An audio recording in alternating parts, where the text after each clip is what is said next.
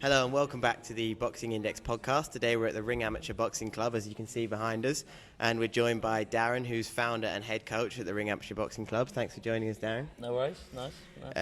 We'll get straight into it.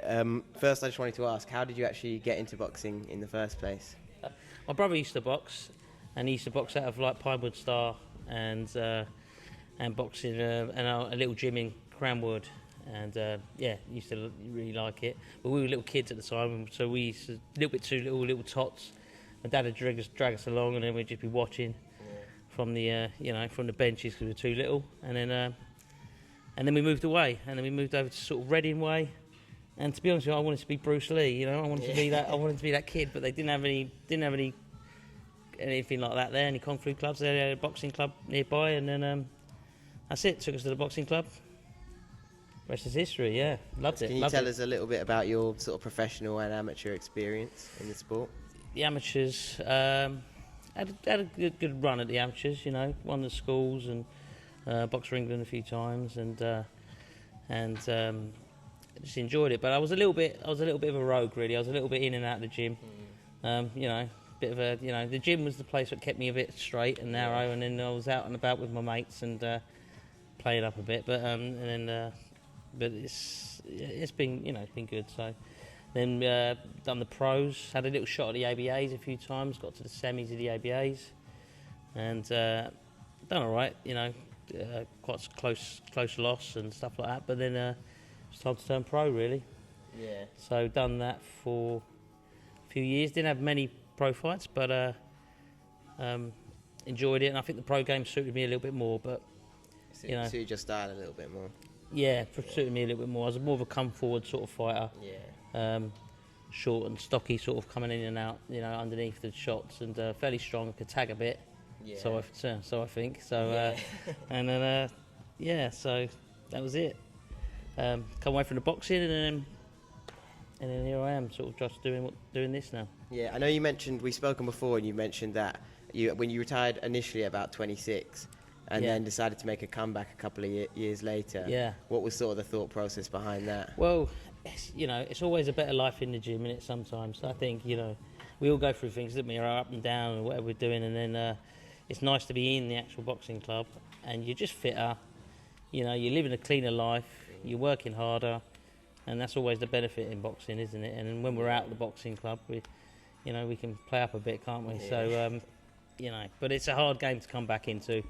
And I walked back into the gym and I was sparring a bit, and I was sparring quite a bit heavier weights, and I just couldn't get the motivation to get going again, but so.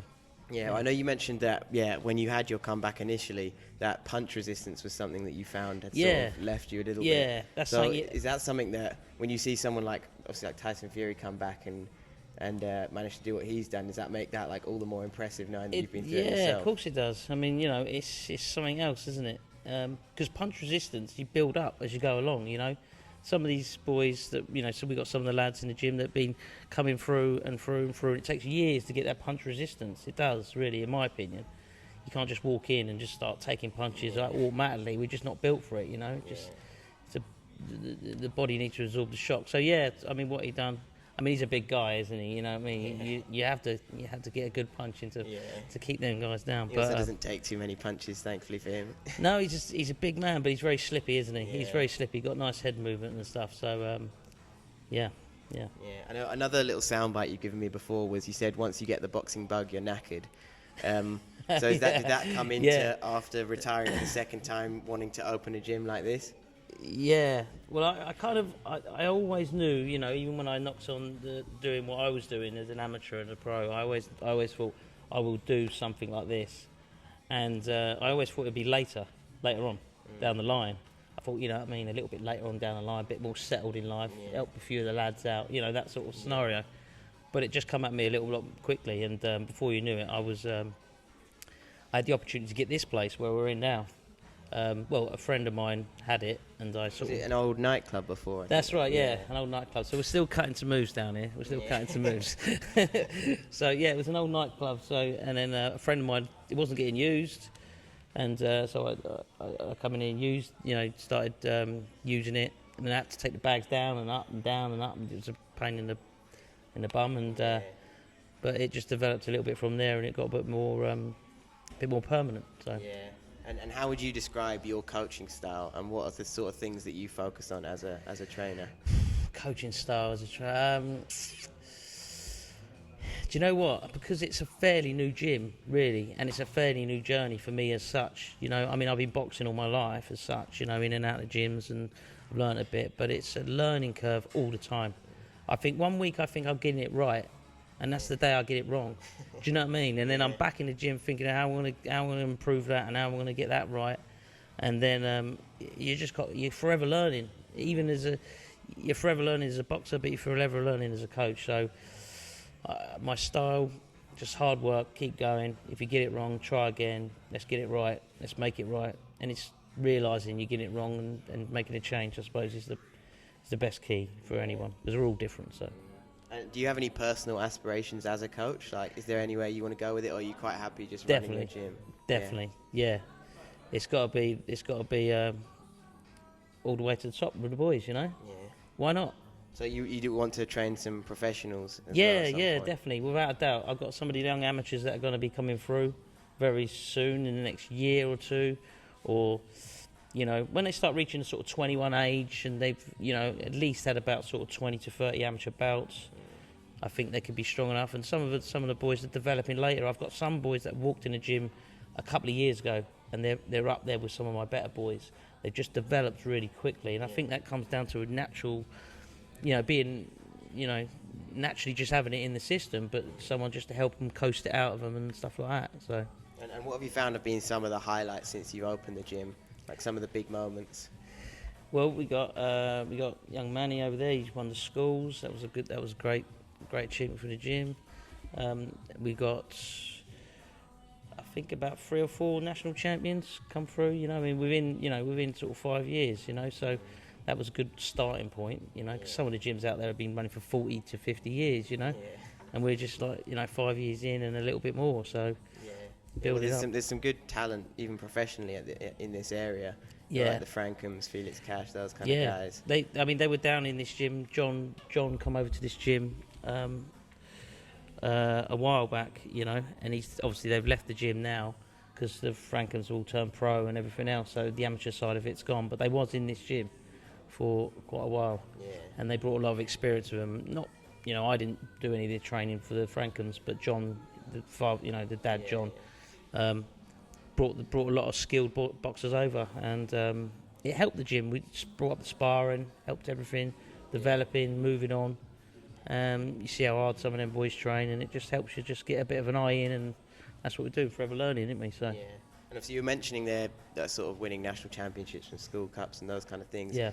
To put it in context for people who aren't like familiar with those competitions, how prestigious are those kind of titles? I think the schoolboys are very high up there. You know what I mean? You got it's the best in the country at that 8 wage. You know, no, it's hard to do. You got a lot of rounds to go. It's about 5 times you got to box. You meet some of the best. You meet in the Reptons, the West Hams. Do you know what I mean? So some of the best clubs in the country, and a lot of the world champions or people that are boxing for England or on the GB squad, they would have been through that path. So it's an important path to go through. So And obviously the gym's just opened up again after the pandemic. Do you think that having that much time out the ring for some of the amateur guys, it will have halted their development at all, or have they all come back looking just as good as ever? Yeah, maybe. I mean, you know, it's not nice to cut all the competition off. There's some boys I think, God, it's been a whole year wasted, and they would have done so much more. Do you know what I mean? But you know, the boys that want to do it, I mean, you know, the boys that are really that we're pushing, we didn't really stop training as such, as in like, you know, they still had they would train at home or send me videos of them doing runs. So we kept up that sort of side of things. Obviously, they couldn't be in the gym, and we couldn't do the pads, and we couldn't do the sparring and all that sort of side of things. But what we could do, we done. You know. So it's a lot of running. Some of the dads at home, we sort of done mini classes to try and help them improve their pads and stuff like that, just to try and keep them going. You know, Yeah. so we've done what we could. You know, and hopefully we're over the other side now, when it's onwards and upwards. You know? All right, so now we're going to introduce yourself to some of the fighters here at the Ring Amateur Boxing Club. So if you want to introduce yourself with your name, age and your record. My name's Jake Macy, I'm 18 years old and I'm 18 and 2. I've had 2 national titles, 2 Lonsdale belts, and yeah. Yeah, and so how did you start boxing here? Like, how did you find this gym? Do you live in the area? Yeah, I live literally 2 minutes away from here. I think I've been boxing here since I was 14. Okay, so, yeah. Coming ever since. It's done me a world of good coming here. Yeah. And yeah, so you mentioned you're 18 at the moment. Yep. Was there any temptation over the pandemic? Because obviously professionals were allowed to keep training in the gym, amateurs weren't. Was there any temptation? Because I know a lot of pros did it to try and turn pro a bit early. It's hard, there's loads of temptations, but it's hard. Just got to keep powering through it though, it's not worth it going out drinking all this sort of stuff, it's not worth it. It's not worth it at all. Yeah. So just getting in the gym, it's always, I can't wait to fight again. This pandemic's ruined it. And what are you waiting for to do in the amateurs for why you haven't turned pro yet? Another year in the seniors, defend my title in November, and then see what happens this year. Yeah. I look forward to it. And then Darren mentioned you're thinking of turning over to the professional ranks in 2021. Yeah, about that, Yeah, what are your aspirations when you get there? Take everything. Yeah. Everything comes with a lot, Yeah, what weight class are you? Would be welterweight. Okay, welterweight, yeah. Is there any, obviously the domestic welterweight scene's buzzing at the moment in this country. Is there anyone you're looking at who you might compare yourself to, or who you'd like to sort of achieve as much as they have? I don't really like to compare myself to no one, but I do like to look at Josh Kelly. Yeah, really. He's a good boy. He's slick. He's like, I like sort of my style, Yeah, so that is your style, sort of a bit slippery. Yeah, that's my style, yeah. You got power as well? I like to think I do, yeah. I like to think I do. I like to say I do, yeah. And yeah, so when you turn over to the pros, are you hoping to get signed by any particular promoter, or are you just going to sort of take it as it comes? I'd want to go pro properly, do you know what I mean? I want to do it properly. I don't want to go wasting my time, so hopefully like Frank Warren or the likes of Eddie Hearn would be up with them lot, yeah. I wouldn't settle for less. And if you do have to go through the small hall scene, do you think that you've got like a decent fan base around you? You'd be able to capacity to sell some tickets? Yeah. Of course, I've got a decent fan base around here, so everyone knows I'm a boxer around here, so it wouldn't be hard to get up in the ranks, but it's just getting there, do you know what I mean? Yeah. These like promoters, they're not all that. The crappy ones are no good. They're no good. Don't say it too soon. You might have to end up working with some of them. Yeah. And then who would you say is your favourite boxer out there right now? Right now, Linares. Yeah. Do you watch him the other weekend? He's smashing it differently. Yeah. He's an animal. Yeah, he's tearing up the British scene at the moment a bit though.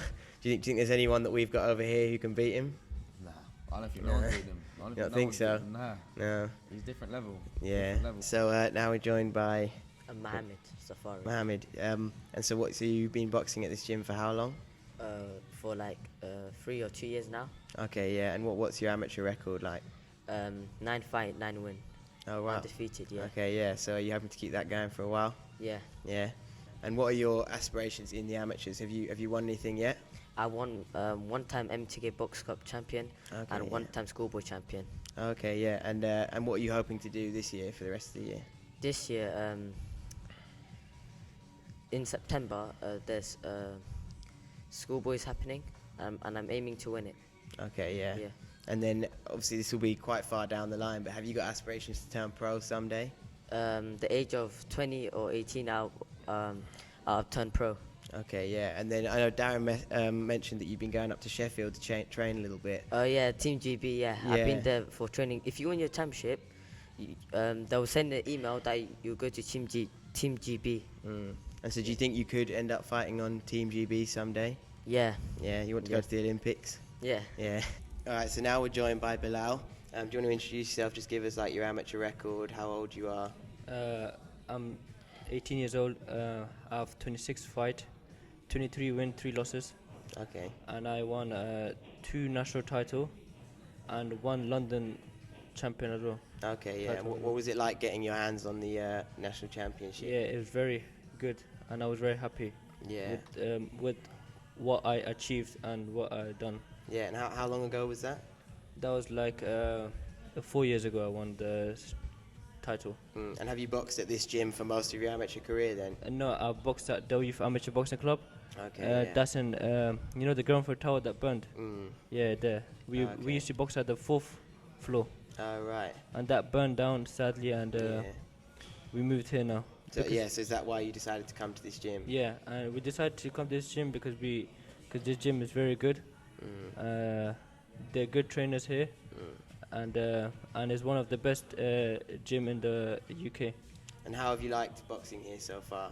Sorry? How have you liked boxing here so far? Do you get on well with the coaches and everything? The coaches are very friendly. They help you a lot, and they tell you what to do. Like when you go in a fight, they tell you like how to fight with your opponent, and they give you good advice before.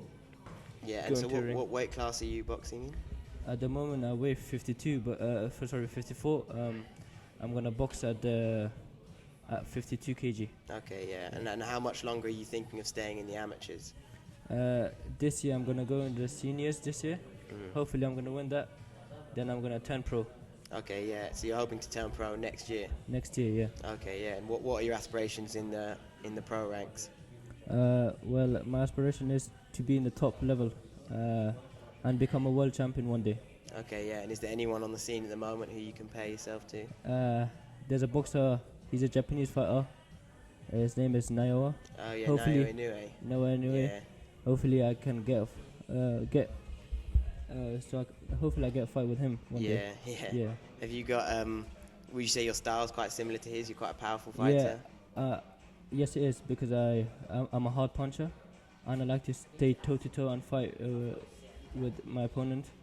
I don't like moving around the ring. I like staying and fighting with. Like to meet them in the middle. Yeah. Yeah, all action fighter. Yeah, all action fighting. Yeah. All right, that's great. Thanks for that. Thanks for joining us. Right, right, now we're going to move on to the sort of wider world of boxing.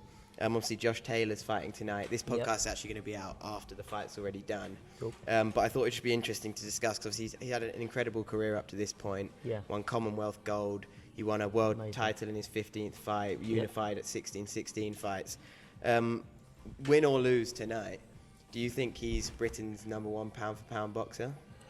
I think he's up there, isn't he? He's definitely up there. And I'm looking forward to it tonight. I'll tell you, I watched the weigh-in. Did you see a bit of the weigh-in as well? He gets quite feisty on fight week. He does get quite feisty. And the old Scottish old growl comes out of him, doesn't it? And no, I'm really looking forward to it. Yeah, definitely up there. It's going to be an exciting fight. Tough one, but good. Yeah, and if he manages after this to secure a fight with either if Teofimo Lopez comes up or if he goes up to welterweight and fights Terence Crawford and wins that, do you think he has the potential to be possibly the greatest boxer in this country in modern times? He has, but you've got to let him develop with it as well, haven't they? You know, he's done a lot so far, hasn't he? He's just playing, so it's a big ask, isn't it, to do all that? So obviously he can become the first British boxer in the four-belt era to become undisputed world champion. Yeah. First Scot since Ken Buchanan in 1971. Ken Buchanan, yeah. Cool. So, well, great. Yeah. And from a coach's perspective, what do you think it is that Josh Taylor does that's so good? He's very focused on what he's doing, isn't he? Yeah. Very focused on what he's doing. And you got boys that come in and out of the gym and mess around, but when you got a boy that's focused and they're really in tune with what they're doing, it's a credit to work with them, isn't it? As a coach, and that's the best. One of the strengths that they need, isn't it? Determination and that focus is really important. Got to live the life. Got to live the life. Yeah. Got to live the life. Hoping to create some Josh Taylors in this gym then? Let's hope so. Yeah. Hey, let's give it our best shot. We want the best. We want the best for them, and we want the best for the gym. So if we can get, look, I want a few boys in the Olympics. This is my dream as a coach. A couple in the Olympics, and let's why not? Let's get a world champion out of the gym as well. Yeah. Not asking for too much. Nah, just little tiddle of it. Yeah, be all right. We'll give it our best shot. Why not? Yeah. Well, then obviously, so Josh Taylor, that's one fight, undisputed fight that we know will be happening. Yeah. One that potentially might not be happening now is obviously the Anthony Joshua Tyson Fury fight. Yeah. Been some developments over the last couple of days. Obviously, they announced that it was going to be happening in Saudi Arabia on August 14th. And then a day later, the judge who's in charge of the arbitration for Wilder Fury has ruled that their fight's got to happen before September 15th. And then I think Bob Arum's booked the Allegiant Stadium in Las Vegas for July 24th. So it looks like that fight's going to be happening first, and then maybe Joshua's going to be fighting Usyk first. So what have you sort of made of this whole situation? It's really messy, isn't it? It's very messy, isn't it? But I think I don't know. There's a lot of money on the line, isn't there? And I suppose that's kind of the thing about it, isn't it? If there wasn't so much money left out, they wouldn't have let it go. You know, people maybe they want a piece of the pie as such. You know what I mean? And I think, but they're dangerous fights. Even like Joshua, fighting. It's going to be a dangerous fight to take on before he gets to the. Yeah, well, I was going to ask you about that. Do you think there's a risk that this fight, the Joshua Fury, at least as an undisputed fight, could never happen? Because Usyk is a very dangerous fight. Yeah, he's very dangerous. You know what I mean? But he's quite tall. I think Joshua struggles with the shorter sort of fighters like Rees and stuff like that, and come underneath him. I think Usyk's only 6'3". 6'3", yeah. So he's on the shorter side for modern heavyweights. Well, that's what I mean. It's them the guys that are coming underneath the shots a little bit more. I think he struggles when they're on top of him a little bit, and then he's got to find his range and give himself a bit of space. So, it's put a right spanner in the works for that one, isn't it? So, because I think people were slightly underwhelmed with Usyk's last fight against Chisora, but obviously that's a very different style matchup, and I think he can possibly cause Joshua more problems than he caused in that fight. Yeah.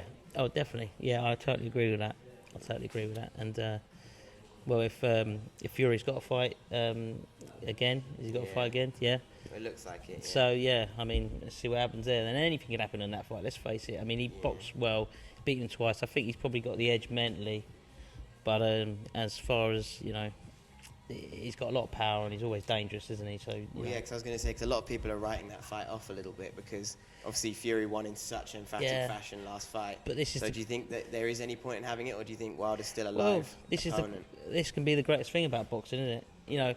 Whenever you get written off in boxing, sometimes it can get put a bit of spark in your bloods and really prove everybody wrong, and that could drive people on. So I wouldn't take my eye off the ball there, really, to be honest. But there you go. And do you think that, or do you have a prediction if AJ Fury ever does actually happen? Well, money's on Fury really as a boxing side of. I think a lot of boxing fans or people that were involved in boxing would think of Fury going to win it. But they're both big guys and it can all change. Heavyweights. Yeah. Heavyweights. There's some bombs going in, And then another thing that I thought would be interesting to get your perspective on as somebody who sort of spent their whole life in boxing is, I don't know how much have you seen of it, is these social media guys getting into boxing at the moment. So you've got sort of Jake Paul fighting UFC fighters, Logan Paul fighting Floyd Mayweather. Yeah. As someone who has dedicated your life to boxing, do you see it as making a mockery of the sport, or are you in more of the camp of they're bringing eyes to the sport and so it's a benefit?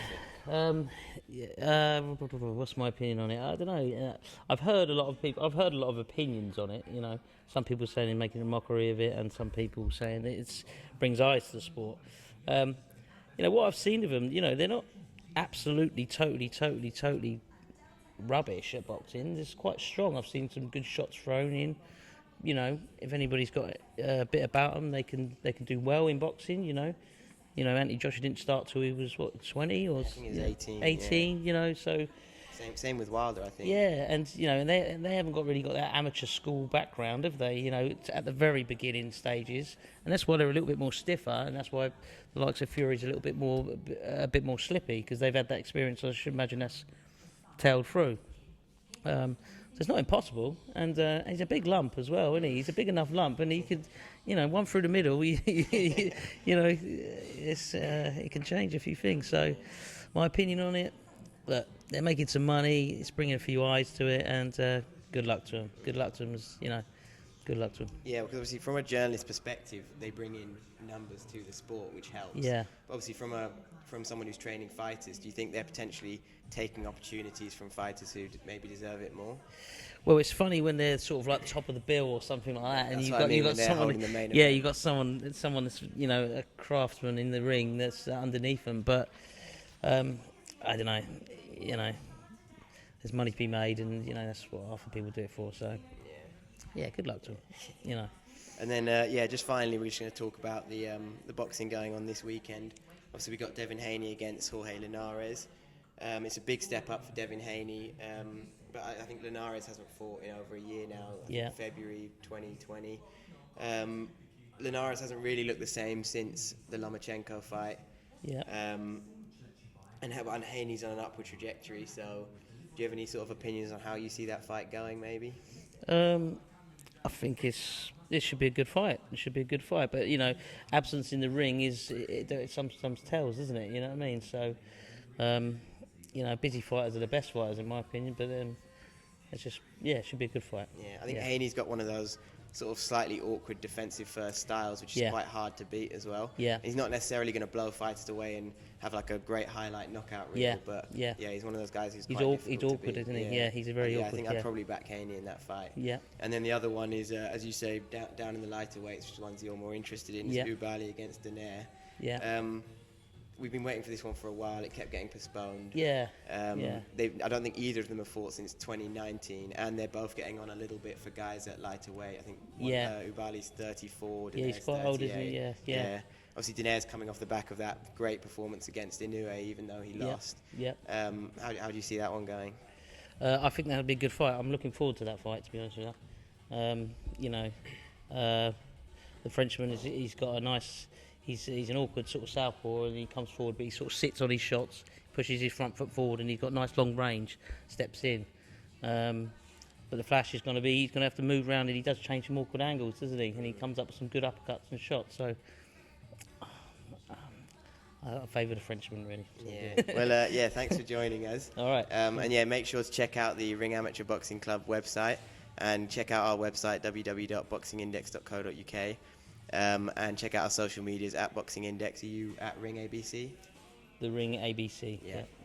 Well, thanks for joining us. No, pleasure. And we'll see you next time.